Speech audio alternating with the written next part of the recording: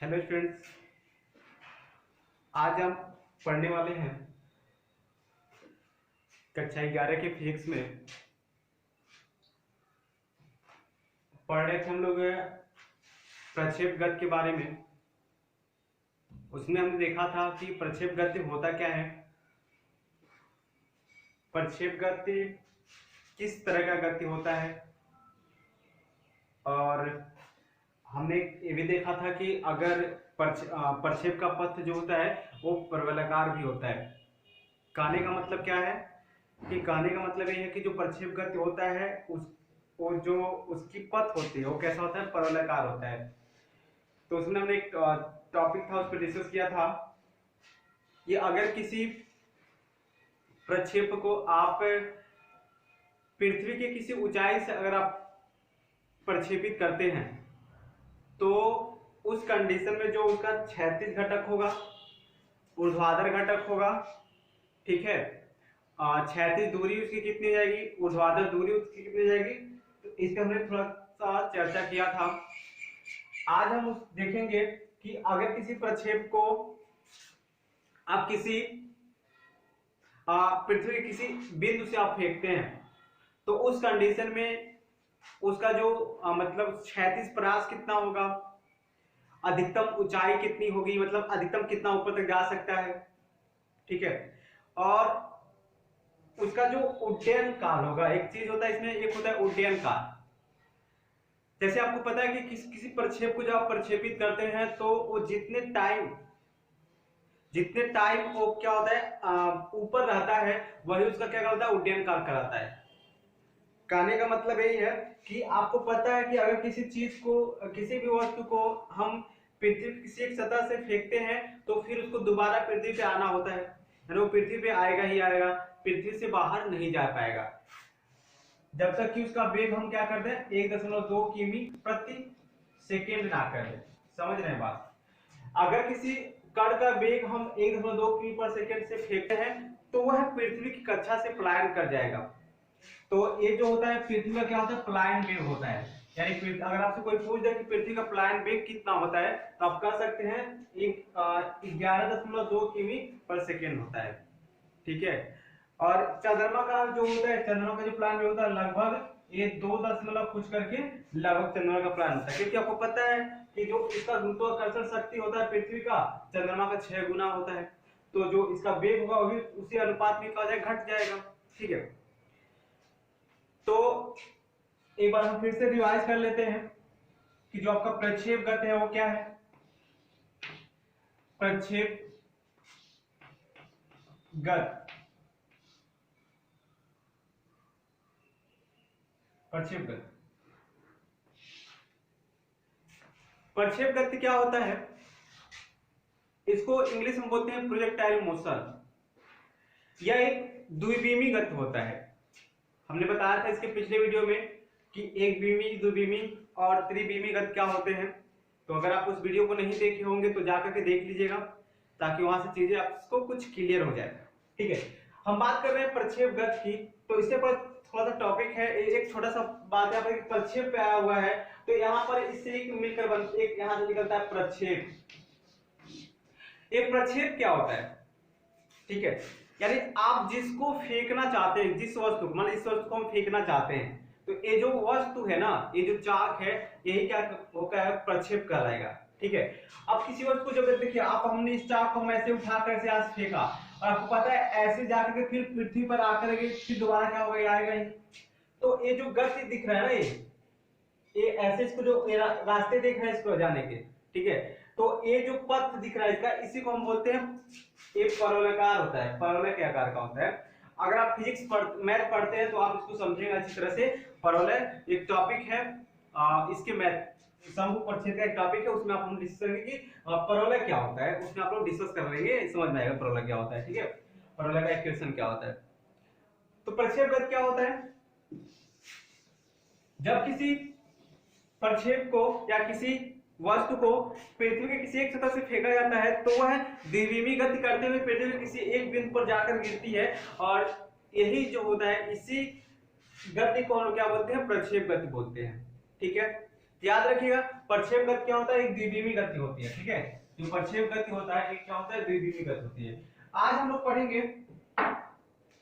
हाँ इसके पिछले वीडियो में हमने कहा था कि हमने जैसे अगर किसी ऊंचाई से जब किसी मतलब प्रक्षेप को फेंक रहे हैं, यानी किसी वस्तु को फेंक रहे हैं, तो उस कंडीशन हमने डिस्कस किया था कि उसका पथ प्रलंबार होता है या नहीं है, और उसमें हमने देखा था कि मैक्सिमम कितना दूरी, उसका रेंज क्या हो सकता है। अच्छा एक चीज और समझिए, यहां पर जो प्रक्षेप गति का एक दूसरा कंडीशन है, ठीक है, इसमें हम लोग क्या करेंगे कि किसी वस्तु को पृथ्वी की किसी सतह से ही फेंकेंगे। अगर किसी वस्तु को पृथ्वी की किसी सतह से फेंकना होता है तो आप कैसे फेंकेंगे। ठीक है, उसका यूज क्या था, उसका यूज ये था, देखिए इसमें दो तरह के होते हैं। तो जब आप कोई वस्तु प्रक्षेप गति करता है, आपको पता है द्विविमीय गति है, तो कोई वस्तु अगर प्रक्षेप गति करता है तो उसके दो घटक होते हैं, एक होता है क्षैतिज घटक और एक क्या होता है, ऊर्ध्वाधर घटक होता है। ठीक है, क्षैतिज घटक क्या होता है और ऊर्ध्वाधर घटक क्या होता है। जैसे आप समझिए, और यहाँ पर कोई वायुयान है, ठीक है, क्या है, कोई जहाज है, मान लीजिए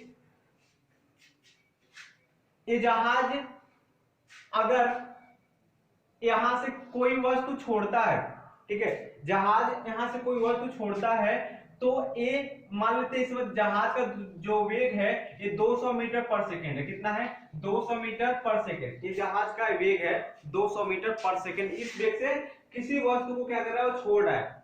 तो आप क्या ऐसे समझ सकते हैं, अगर ये जहाज इस दिशा में जा रहा है, ठीक है, इस दिशा में ऐसे, अगले सेकेंड में जहाज ऐसे आगे निकलता जाएगा, तो आप क्या कह सकते हैं, अगर यहां से किसी वस्तु को छोड़ा है तो ये सीधे यहां पर आएगा। ठीक है, आपको लगेगा कि अगर यहाँ पर वस्तु को गिराया है तो सीधे यहाँ इसके नीचे आकर पृथ्वी पर गिर जाएगा, लेकिन ऐसा बिल्कुल नहीं होता है। आपने देखा था पिछले वीडियो में कि ये जैसे जैसे जहाज जैसे जितना तेज गति करता है, ठीक है, जहाज जितना तेज गति करता है उतना ही तेज ये जो वस्तु है, कोई भी मान लीजिए जिसको छोड़ा गया है, वो भी उतने तेज से ही गति करता है। कहने का मतलब क्या है, अगले सेकंड जहाज यहाँ है तो ये भी अगले सेकंड यहाँ होगा, लेकिन डिफरेंस क्या है कि जहाज सिर्फ ऐसे जाएगा, लेकिन ये पार्सल ऐसे तो जाएगा, लेकिन इसके साथ नीचे भी आएगा, यानी अगले सेकंड यहाँ हो जाएगा।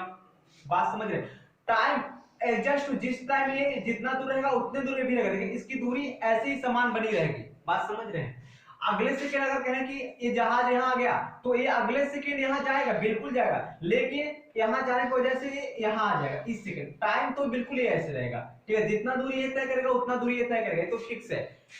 जितना वेग से तय करेगा उतना वेग से भी चलेगा, ये तो फिक्स है। लेकिन इसमें दो तरह के गति हो रहा है, देखिए एक तो ऐसे जा रहा है पार्सल, ऊपर से नीचे भी आ रहा है, तो यही हम कह रहे हैं कि इसके दो घटक होते हैं, दो तरह से गति करता है। ठीक है, और यही जो होता है फिर लास्ट में अगर जहाज यहाँ आया हुआ है तो ये भी यहाँ जाएगा। ठीक है, यानी जितना दूरी तय किया है जहाज उतना दूरी भी तय करेगा, जहाज की जो दूरी से ठीक वही होगी, जिस स्थान पे जहाज होगा ठीक उसके नीचे ये भी होगा। प्रत्येक सेकेंड, हर एक सेकेंड में, हर एक टाइम में एकदम ठीक इसके नीचे ही चलेगा। ठीक है, तो कहने का मतलब क्या है, आप देख क्या रहे हैं कि ये जो क्षैतिज घटक था ये इसका बदल नहीं रहा है, ये इसका बदल नहीं रहा है, ये उसी वेग से चल रहा है, लेकिन जो इसका ऊर्ध्वाधर घटक है, ऊर्ध्वाधर वेग है, ये बदल जाएगा। क्यों जाएगा बदल, देखिए जब इस समय इसका वेग छोड़ा होगा ना, ये जहाज इस वेग को मतलब वस्तु को छोड़ा होगा, तो उस कंडीशन में उस टाइम जो ये जो क्या होगा, इसका वेग होगा वो शून्य होगा। अरे भाई जब हम किसी को ऐसे छोड़ रहे हैं, सिंपल सी बात है, ऐसे हम छोड़ रहे हैं तो छोड़ते टाइम हमारा जो वेग होगा क्या होगा, शून्य तो होगा। मतलब हम इसको ऐसे देखिए, छोड़ने और फेंकने में डिफरेंस होता है, बात समझिएगा।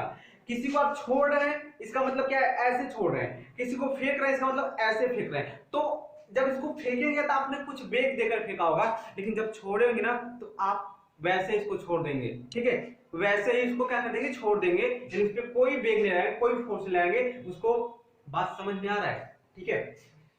तो छोड़ने फेंकने में क्या होता है, डिफरेंस होता है, समझिएगा।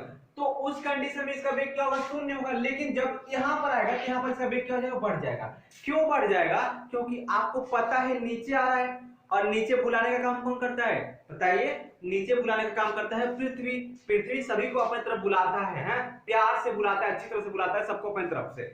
ठीक है, बुलाता है मतलब कैसे बुलाता है, जैसे आपको पता है फोर्स लगाता है, गुरुत्वाकर्षण बल लगाता है, तो उस टाइम जो बल लगता है ना, तो उसमें एक गुरुत्वीय त्वरण उत्पन्न होता है, मतलब गुरुत्वीय त्वरण उत्पन्न होता है, ठीक है, इसको क्या बोलते हैं, गुरुत्वीय त्वरण।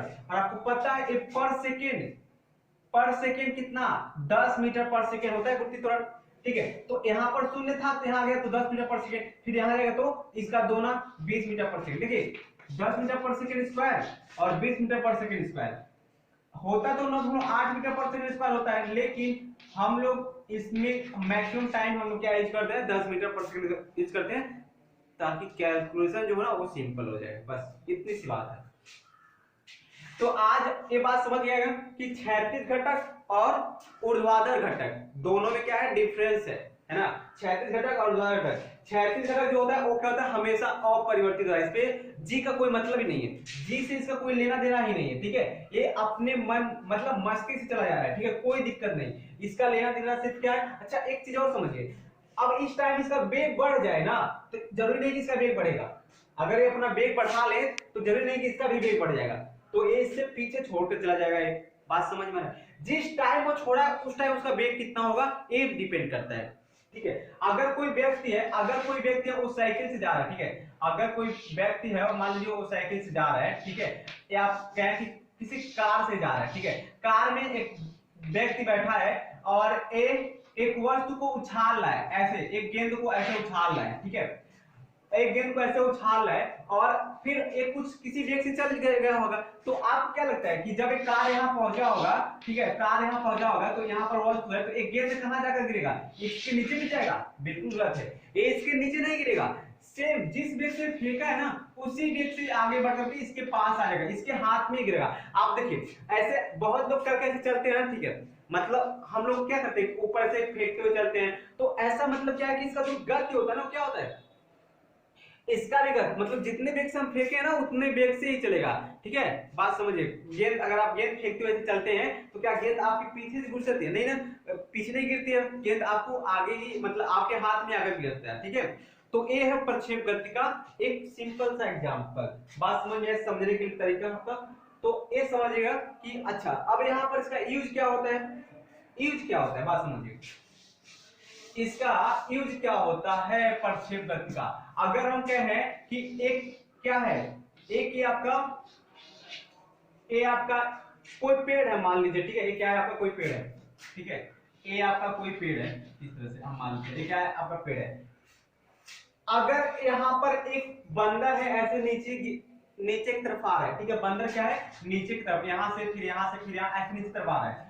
अगर कोई व्यक्ति है, ठीक है, कोई व्यक्ति है वो बंदर को क्या कर रहा है, मारने की कोशिश कर रहा है यहाँ से बंदूक से, ठीक है, बंदूक से व्यक्ति बंदर को मारने की कोशिश कर रहा है। तो एक बात बताइए, अगर बंदर यहाँ है तो क्या व्यक्ति सीधे यहाँ पर निशाना लगाएगा, बताइए, क्या व्यक्ति सीधे वहां पर निशाना लगाएगा, जी बिल्कुल नहीं, व्यक्ति सीधे वहां पर निशाना नहीं लगाएगा। क्यों नहीं लगाएगा, क्योंकि आपको पता है एक तो बंदर नीचे आ रहा है और दो चीजें, दो कंडीशन इसमें, एक बंदर खुद नीचे आ रहा है और दूसरा जो है ये जो गोली होगा ना, ये गोली जा रहा होगा, ये ऐसे नहीं जाएगा, ऐसे थोड़ी जाएगा, ये जाने के बाद अगर बहुत दूर है तो जाने का कुछ इसका पथ ऐसे होता रहता है, यानी पथ वृत्त मतलब इसका परवलकार पथ हो जाता है, ठीक है।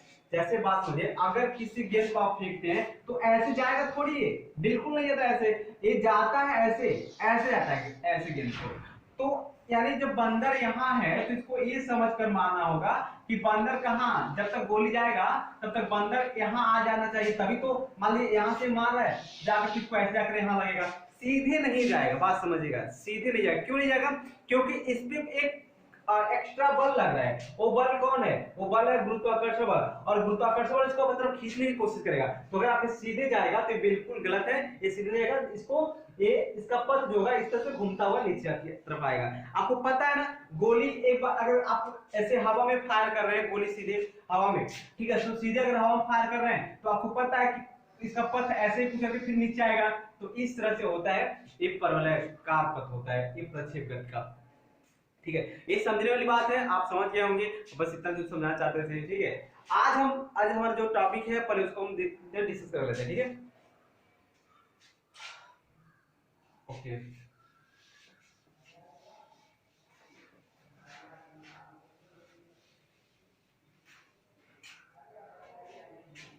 क्या टॉपिक है? टॉपिक है आपका जब किसी वस्तु को पृथ्वी के सतह से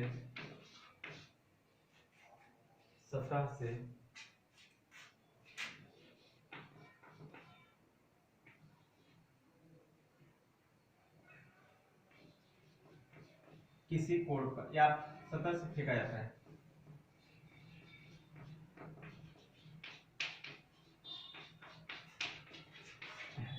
तब जब किसी वस्तु को पृथ्वी की किसी सतह से फेंका जाता है उस कंडीशन में क्या होता है, इसको समझिए। पहले फिगर समझिए, ठीक है। आपको पता है, हमने कहा कि प्रक्षेप को पृथ्वी की सतह से थीटा कोण पे फेंक रहे हैं आप। किस कोण पे? थीटा कोण पे। पहले ऐसे आपका क्या है, थीटा कोण पे आप पृथ्वी के सतह से इस तरह से फेंक रहे हैं, इस कोण पे। यह का कोण थीटा है, ऐसे फेंक रहे हैं। तो आपको पता है ये तो ऐसे जाएगा नहीं, जाएगा कैसे? ये तो ठीक है यहाँ तक ऐसे जा रहा है, लेकिन फिर यहाँ से इसका मुड़ना स्टार्ट हो जाएगा और ये मुड़ते मुड़ते एक समय फिर ऐसा आएगा कि यहाँ पर पृथ्वी पर जाकर के गिर जाएगा। यानी कुछ इस तरह से ये होगा, ठीक है, कुछ इस तरह से ये होगा। बात समझ में आ रहा है? यानी ऐसे जाकर के पृथ्वी, अगर एक सेकंड थोड़ा और इधर बना लेते हैं, पता नहीं दिख रहा है नहीं, ठीक है। ऐसे ये जो है कोण जो है थीटा कोण है। ये कोण कौन सा है? थीटा कोण। यानी इस कोण पे जब आप किसी वस्तु को फेंकते हैं, ठीक है, इस कोण पे आप किसी वस्तु को फेंकते हैं, तो उस कंडीशन में ये जो होता है ना, यहां से यहां तक का डिस्टेंस, यहां से यहां तक का डिस्टेंस जो होता है वो होता है h। क्या होता है? h होता है। यहां से यहां तक का डिस्टेंस क्या होता है? सॉरी, h नहीं होता है, r होता है। इसको हम लोग क्या बोलते हैं? r बोलते हैं, ठीक है। ये बोलते हैं, इसको हम बोलते हैं क्षैतिज परास, ठीक है, क्षैतिज परास। अच्छा, ठीक है। ये जो मैक्सिमम आपको पता है कि ऐसे जाएगा और कहीं कहीं मतलब कहीं ना कहीं जाकर के इसका वेग शून्य होगा, और जहां वेग शून्य हो, देखिए ऐसे गया इधर ऊपर की ओर, लेकिन यहाँ पर इसका वेग शून्य होगा, और जहां से वेग शून्य होगा ना वहां से फिर वो वापस आने का स्टार्ट। देखिए जहां वेग शून्य होगा वहां से फिर दोबारा वापस आना स्टार्ट कर देगा, ठीक है। तो अगर मान लेते हैं यहाँ पर वेग शून्य हो रहा है ना, तो यही जो होगा इसका मैक्सिमम हाइट होगा। क्या होगा? मैक्सिमम हाइट होगा। ये क्या होगा? इसका मैक्सिमम हाइट होगा। तो ये क्या हो गया आपका? ये जो होगा यहाँ से तक, ये जो इसका मैक्सिमम हाइट, ठीक है, इसको बोलते हैं मैक्सिमम हाइट। मतलब वह अधिकतम ऊंचाई जहां से प्रक्षेप फिर पृथ्वी की तरफ वापस आना क्या करता है? स्टार्ट करता है, वही क्या कहलाता है? उसका मैक्सिमम हाइट कहलाता है, ठीक है। चलिए, आपको पता है इसके, देखिए जब किसी, बात समझिए, अगर कोई देखिए चूंकि वेग है ना, वेग क्या है? एक सदिश राशि है। तो जब कोई सदिश राशि किसी कोण पे क्या होता है, किसी कोण पे मतलब क्या हो, किसी कोण पे झुका हुआ होता है, तो उसके दो घटक हम उसको क्या करते हैं? वियोजित कर सकते हैं। पहला होता है, ये होता है क्षैतिज घटक, और क्षैतिज जो होता है ना वो होता है आर कॉस थीटा, ठीक है। आर का स्टार क्यों कर रहे हैं, बात समझिए। यहाँ पर जो भी हो, अगर ये आर है, कोई सदिश है आर है, ठीक है, तो ये थीटा कोण पे झुका हुआ है, तो ये जिसका क्षैतिज घटक है ना, ये हो जाएगा आर कॉस थीटा, और जो ऊर्ध्वाधर घटक का जाएगा वो हो जाएगा यू साइन थीटा। ये बात आपको, सॉरी, आर साइन थीटा, ये बात आपको याद रखने होंगे, ठीक है। ये बात क्या करने होंगे? आपको याद रखने होंगे। अब यहाँ देखिए, अगर हम बात करें इसका देखिए, ये मान लीजिए हमने कहा u वेग से फेंका गया, किस वेग से? u वेग से फेंका गया, तो जो इसका क्षैतिज वेग होगा कितना होगा? जो इसका क्षैतिज वेग होगा वो कितना हो जाएगा? तो आपको पता है जो इसका क्षैतिज हो जाएगा u sin थीटा। ये इसका क्या हो गया? क्षैतिज वेग हो गया, ठीक है। इसका ऊर्ध्वाधर वेग कितना हो जाएगा? तो ऊर्ध्वाधर वेग कितना हो जाएगा? u, सॉरी ये क्षैतिज है, ये cos रहेगा, u cos थीटा। जो ऊर्ध्वाधर वेग क्या हो जाएगा? इसका हो जाएगा u sin थीटा। ये इसका ऊर्ध्वाधर वेग हो गया, ठीक है। तो ये थीटा कोण पे था, इसके हमने दो घटकों में क्या करते हैं? विभाजित कर दिया। पहला आपका u cos थीटा और दूसरा क्या हो जाएगा? u sin थीटा हो जाएगा। इतनी सी बात आप समझ गए होंगे, ठीक है, इतनी सी बात आप क्या होंगे? समझ गए होंगे। अच्छा, अब हम पहले देख लेते हैं क्षैतिज घटक के लिए। किसके घटक के लिए? क्षैतिज घटक के लिए।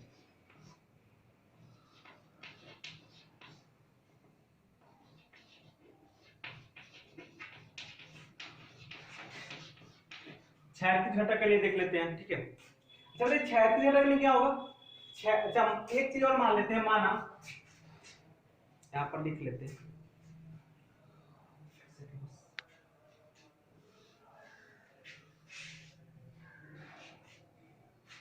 माना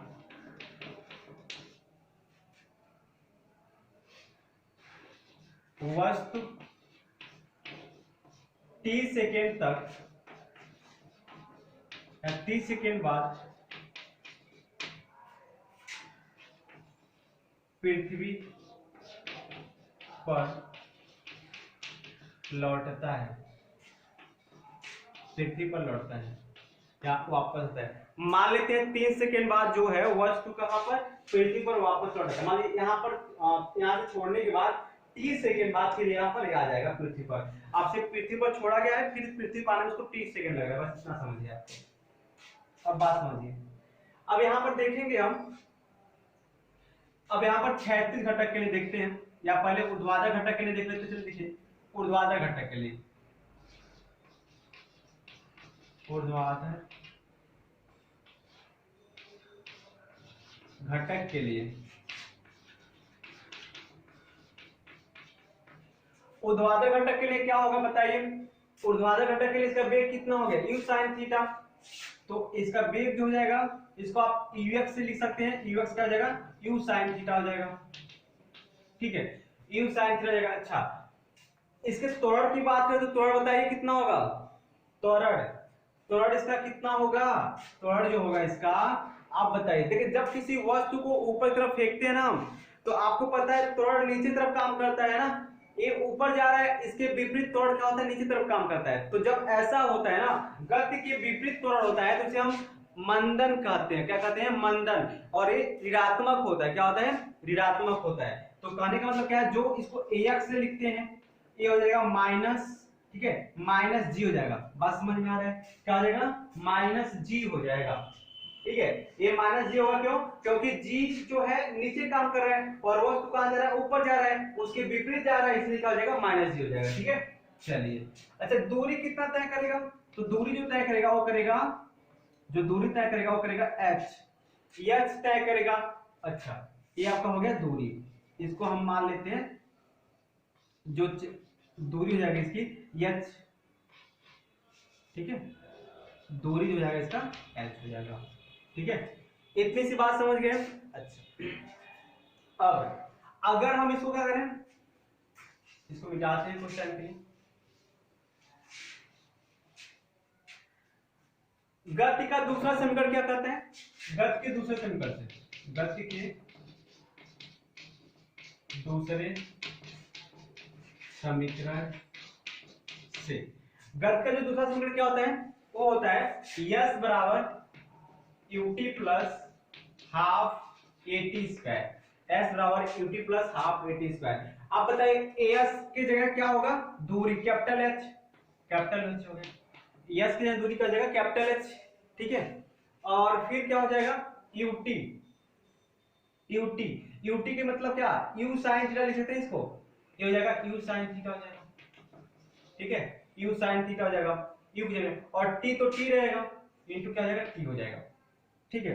और फिर क्या हो जाएगा? माइनस 1/2, माइनस क्यों हमने लिखा? क्योंकि यहाँ पर जी है इसलिए हमने माइनस लिख दिया, ठीक है, पहले ही। तो आपको पता है त्वरण एक जगह क्या होगा? ax काम करेगा, मतलब ax का मतलब कंफ्यूज मत होइएगा कि ये दिखा रहा है कि x अक्ष के अनुदिश, बात समझ रहे हैं? अरे ax हमने क्या लिखा है यहाँ पर? ऊर्ध्वाधर घटक ना, तो इसको ay के रूप में लिखना, ठीक है, ax नहीं ay के रूप में आप लिखिएगा, ठीक है। ay का मतलब क्या? y अक्ष के अनुदिश, ठीक है, बस ये समझिएगा। ऊर्ध्वाधर मतलब y अक्ष की तरफ, बस uy मतलब y अक्ष के अनुदिश है और ux मतलब x अक्ष के अनुदिश है, इसमें कंफ्यूज मत होइएगा। तो आपका क्या हो जाएगा? ये हो जाएगा आपका h बराबर u sin थीटा इनटू क्या हो जाएगा? t, और फिर 1/2 हो जाएगा, और फिर क्या हो जाएगा? g, और क्या हो जाएगा? फिर जी क्या होता है? टी स्क्वायर, फिर टी हो जाएगा टी स्क्वायर, यानी हाफ एटी स्क्वायर। आप इसको दे दिए क्वेश्चन नंबर कितना 1, ये क्या होगा इक्वेशन नंबर 1 हो गया। बात समझ में आ रहा है, इक्वेशन नंबर क्या हो गया 1 हो गया। ठीक है, अब इसको मिटा देते हैं थोड़ा टाइम के लिए। चलिए मिटाइए आप इसको।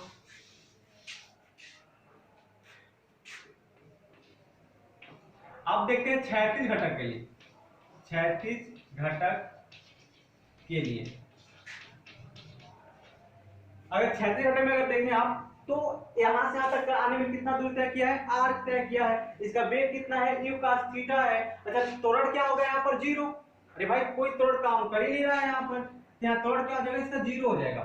समझ रहे हैं, यहाँ पर त्वरण क्या हो जाएगा 36। लेकिन हमने पहले कहा था इसका जो 36 वेग होता है अपरिवर्तित होता है। मतलब अपरिवर्तित कब होगा, जब कोई त्वरण नहीं काम कर रहा होगा। आपको पता है ना कि त्वरण कब काम करता है, जब वेग में क्या होता है परिवर्तन होता है, और यहाँ पर वेग में परिवर्तन नहीं होगा तो त्वरण क्या होगा, शून्य होगा। तो यहाँ पर जो ux होगा क्या हो जाएगा, u cos थीटा हो जाएगा। और यहाँ पर जो आपका ये होगा ux हो गया इतना, और आपका जो दूरी है इसको हम मान लेते हैं r, जो दूरी हो जाएगा ये क्या हो जाएगा आपका r हो जाएगा 36 परास, इसको बोलते हैं, इसको बोलते हैं लोग 36 परास कर लीजिए। ठीक है, 36 परास ये हो जाएगा क्या, r हो जाएगा। अच्छा अब यहां पर ये तो हो गया, आपको पता है त्वरण क्या होगा, यानी ax क्या हो जाएगा, शून्य हो जाएगा।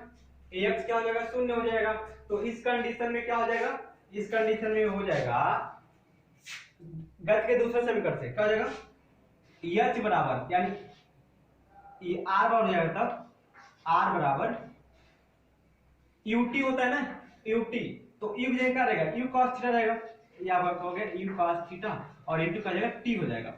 ठीक है, u cos थीटा इनटू का जगह t हो जाएगा, और फिर माइनस रहेगा हाफ at स्क्वायर है तो कोई बात नहीं, हाफ a की जगह क्या हो जाएगा, शून्य हो जाएगा, ये शून्य हो जाएगा, और फिर क्या हो जाएगा t स्क्वायर, तो t स्क्वायर मतलब r का मान क्या निकल गया, r का मान निकल गया u cos थीटा इंटू क्या हो जाएगा, t हो जाएगा।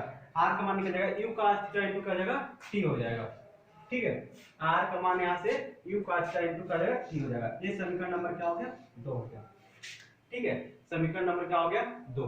अच्छा कुछ टाइम के लिए अगर ये मान लेते हैं हम लोग कि ये जो दूरी है ना, ये जो दूरी है, ठीक है, ये r नहीं है, क्या है, x है, r नहीं है, क्या है, x है, और ये जो ऊंचाई है h नहीं है, क्या, y है, ऐसे हम मान लेते हैं। ठीक है, ये दिखाने के लिए कि इसका जो पथ होगा ये क्या होगा, प्रवलकार होगा। चरण से कोई दिक्कत नहीं, आप ऐसे इसको समझिएगा। ठीक है, चलिए r बराबर और ये आपका, ठीक है, तो ये था एक इसका इक्वेशन, व्यापक इक्वेशन, जो जनरल इक्वेशन है। ठीक है, इस तरह से अगर कोई वस्तु क्या होगा 36, कोई वस्तु जो है वो क्या करेगा, किसी वस्तु को जब पृथ्वी से किसी सतह पर हम छोड़ते हैं, फेंकते हैं, तो उसका जो ऊर्ध्वाधर घटक होगा क्या होगा, h बराबर q sin theta into t minus half dt square, और ये जाएगा r बराबर जाएगा u cos थीटा इंटू क्या जाएगा, t हो जाएगा। ठीक है, तो आशा है कि आप इसको समझ गए होंगे और आपको अच्छी तरह से समझ में आया होगा। ठीक है, यहाँ पर समझिएगा बात, यहाँ पर जो हो जाएगा ये जो h u क्या है, u जिस वेग से फेंका गया है, sin थीटा मतलब थीटा क्या है, जिस कोण पे फेंका गया है, और t क्या है, जितना टाइम वो हवा में रहा है उसकी बात हो रही है। ठीक है, और r का जगह u cos थीटा इनटू का जगह t हो जाएगा। ओके, तो आज के लिए बस इतना ही, तब तक के लिए जय हिंद, जय भारत।